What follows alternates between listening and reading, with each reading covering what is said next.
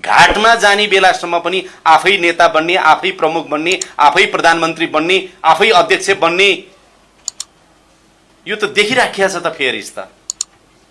अहिले दिन्छु दिन्छु दिन्छु भनेर मन फुकाएर दिएको होइन नि, बाध्यता हो। नदी सुकै छैन, दिनै पर्छ।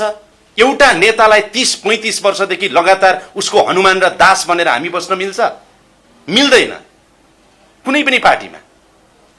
कसले हिम्मत गर्ने? जेनजी यति सशक्त छ, जेनजी यति सचेत छ र परिवर्तनका खातिर जेनजीहरू बलिदान दिन पनि तयार हुन्छन् भनेर भदौ 23 र 24 गते जुन रूपमा जेनजीहरूले प्रदर्शन गरे र मुलुकमा एउटा पोलिटिकल प्याराडाइम नै शिफ्ट भयो। यहाँहरूलाई लाग्ला यो भदौ र 23-24 गते मात्रै यो कायापलट भएको होइन। 62-63 को आन्दोलन हेर्नुस्, माओवादीको सशस्त्र युद्ध हेर्नुस्, 46 सालको परिवर्तन हेर्नुस्, 7 सालको परिवर्तन हेर्नुस्, हरेकमा युवाहरूको भूमिका छ, हरेकमा।